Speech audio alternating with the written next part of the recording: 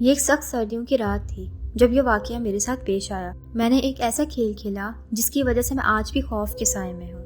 لیکن یہ گیم بتانے سے پہلے میں آپ کو یہی ریکمینڈ کروں گی کہ پلیز آپ کبھی یہ کھیل مت کھیلنا۔ اب کہانی شروع کرنے سے پہلے میں آپ کو اس گیم کا تھوڑا سا تعارف کرواتی ہوں۔ ڈرائی بونس ایک ایسا کھیل ہے یا پھر ایک ایسا ریچول ہے جس کی مدد سے ہم ڈیمن یا شیطان کو بلا کر ایک kind of hide and seek کا گیم کھیلتے ہیں، اور یہ گیم کافی حد تک مڈ نائٹ گیم کی طرح سے ہے۔ اگر آپ یہ گیم ڈیمن سے جیت جاتے ہیں تو آپ کی کوئی بھی ایک ول یا وش پوری ہو سکتی ہے، اور اگر آپ یہ گیم ہار گئے تو آپ کی جان بھی جا سکتی ہے یا کوئی بہت بڑا نقصان ہو سکتا ہے۔ اس کھیل کو کھیلنے کے لیے آپ کو گھر میں بالکل اکیلے ہونا چاہیے۔ گھر کے ساری کھڑکیاں اور دروازے بالکل بند ہونے چاہیے، اور دھیان رہے کہ گھر میں کوئی بھی پیٹ موجود نہ ہو۔ یہ گیم باتھ روم میں ایک ماچس کے ساتھ کھیلا جاتا ہے۔ یاد رہے کہ یہ گیم ایگزیکٹ 12:01 پہ شروع ہوتی ہے، نہ ہی 1 منٹ زیادہ نہ ہی کم۔ اور ہاں، آپ کے گھر کی تمام الیکٹرانک ڈیوائسز بھی بند ہوں، اسپیشلی جو آواز کر رہی ہوں، جیسے آواز میں ریڈیو، موبائل، ٹی وی وغیرہ آتے ہیں۔ لیکن یاد رہے کہ موبائل سائلنٹ ہو، سوئچ آف نہیں، تاکہ اگر کوئی ایمرجنسی ہو تو اس صورتحال میں آپ کسی کو کال کر سکو یا مدد مانگ سکو۔ پھر آپ کو یہ گیم سٹارٹ کرنا ہے، اور اگر گیم سٹارٹ کرنے سے پہلے آپ کو کوئی آواز آئے تو سمجھ لیں کہ شیطان پہلے سے ہی آپ کے ساتھ یہ کھیل کھیلنے کو ریڈی ہے۔ لیکن اگر آپ کو ڈر لگے تو اس وقت آپ یہ گیم چھوڑ کر جا سکتے ہیں، لیکن پھر یاد رہے کہ آپ اپنے گھر صبح سے پہلے واپس نہ آئیں۔ پھر جب آپ اپنا گیم سٹارٹ کریں تو میچ باکس سے ایک ماچس کو جلائیں۔ اگر 15 سیکنڈ تک آپ کی ماچس جلتی رہی ہے بغیر بجھے تو سمجھ جائیں کہ شیطان آپ کے ساتھ یہ گیم کھیلنے کو ریڈی ہے۔ اس کے بعد آپ کو اپنے باتھ روم میں آئینے کے سامنے کھڑے ہونا ہے، اور کوئی بھی جو وش ہو وہ آپ نے اپنے دل میں مانگنی ہے، اور پھر آئینے کے سامنے لیٹ کر یہ ورڈز بولنے ہیں: I am aware of your presence. I welcome you into my home, but not in my body. Come now. اب آپ کو اٹھنا ہے اور اپنے گھر کے سب سے بڑے روم میں جا کر بیٹھنا ہے۔ اس کے بعد آپ کو عجیب سی آوازیں سنائی دیں گی جسے آپ نے گھبرانا نہیں ہے، اور اپنی سلیکٹ کی ہوئی جگہ پر جا کے چھپ جانا ہے۔ لیکن ہاں، آپ کو کوئی آواز نہیں نکالنی ہے، اور پھر اس طرح شیطان آپ کو ڈھونڈے گا۔ لیکن آپ کو رات 3 بجے تک ہر حال میں چھپے رہنا ہے۔ اگر آپ چھپے رہے تو آپ کی کوئی بھی ایک خواہش پوری ہوگی، اور اگر آپ نہ چھپے رہے اور شیطان نے آپ کو ڈھونڈ لیا تو آپ کا کوئی بھی نقصان ہو سکتا ہے، یہاں تک کہ جان بھی جا سکتی ہے۔ اور اگر آپ اس گیم میں سکسیسفل رہتے ہیں اور سروائیو کر جاتے ہیں تو آپ کو آپ کے گھر کے سب سے بڑے روم میں دوبارہ جانا ہے اور یہ جملے کہنا ہے: thank you for playing but please leave now, you are no longer welcome. اس کے بعد آپ کو آپ کے گھر سے ایک بڑی آواز سنائی دے گی۔ اگر یہ آواز نہ آئے تو آپ کو یہ الفاظ بار بار کہنے ہیں، پھر جب وہ بڑی آواز آئے تو سمجھیں کہ گیم فنش ہو گئی ہے۔ اس کے بعد آپ کی کوئی بھی وش پوری ہوگی، لیکن یاد رہے کہ آپ کی وش اچھی ہونی چاہیے۔ اگر کسی کے بارے میں کوئی بری وش کریں گے تو وہ آپ پر ہی بھاری پڑ سکتی ہے۔ اب یہاں سے میری کہانی شروع ہوتی ہے۔ میں یونیورسٹی پڑھنے جایا کرتی تھی اور ماسٹرز کر رہی تھی۔ کرن اور فائزہ میری سب سے اچھی دوست تھیں۔ اکثر شام کو میں ان سے ہاسٹل میں بھی ملنے جایا کرتی تھی۔ ایک دن معمول کے مطابق جب میں یونیورسٹی سے اسٹڈیز کے بعد فری ہوئی تو میں اور میرے کچھ فرینڈس لائبریری گئے کچھ بکس ڈھونڈنے کے لیے، اور جب ہم ڈھونڈ چکے تو ہم دوبارہ واپس آئے اور بیٹھ کر باتیں کرنے لگے۔ وہاں میرا ایک میل فرینڈ آصف بھی موجود تھا۔ ہم پیرانارمل گیمز کے اوپر ڈسکشن کرنے لگے، جس پر آصف نے بتایا کہ اس کے ایک کزن نے ڈرائی بونس نام کی ایک پیرانارمل گیم کھیلی تھی، جس کے بعد اس کی مسٹیریس طریقے سے ڈیتھ ہو گئی، اور آج تک اس کا کاز آف ڈیتھ معلوم نہیں ہو سکا، جسے سن کر ہم سب بڑے حیران ہوئے اور ڈرے بھی۔ لیکن میں نے کہا کہ ایسا پاسبل نہیں ہے کہ ایک گیم کسی کی جان لے لے۔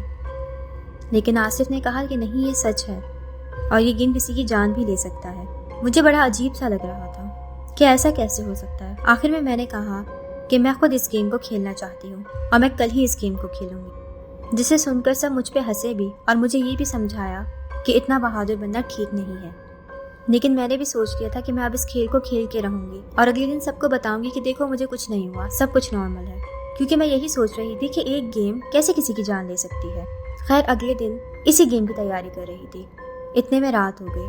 اپنی فرینڈس کی ہدایت کے مطابق میں نے اپنا موبائل سائلنٹ پہ کیا ہوا تھا، سوئچ آف نہیں۔ رات کو ٹھیک 12:01 پر میں آئینے کے سامنے ماچس لے کر کھڑی ہو گئی، اور میں نے ماچس جلائی جو کہ 15 سیکنڈ تک جلتی رہی۔ میں سمجھ گئی کہ شیطان میرے ساتھ کھیلنے کو ریڈی ہے، اور پھر میں نے وہی جملے دہرائے: میں تمہاری موجودگی سے واقف ہوں، میں تمہیں اپنے گھر میں خوش آمدید کہتی ہوں، لیکن اپنے جسم میں نہیں۔ اب آ جاؤ۔ میں بالکل ڈری ہوئی نہیں تھی، انفیکٹ مجھے پورا یقین تھا کہ کچھ بھی ہونے والا نہیں ہے۔ خیر، کچھ دیر بعد جب میں اپنی سلیکٹ کی ہوئی جگہ پر جا کے چھپی تو مجھے عجیب و غریب آوازیں آنے لگیں، اور اچانک جہاں پہ میں چھپی ہوئی تھی اس روم کا دروازہ خود بخود کھل گیا۔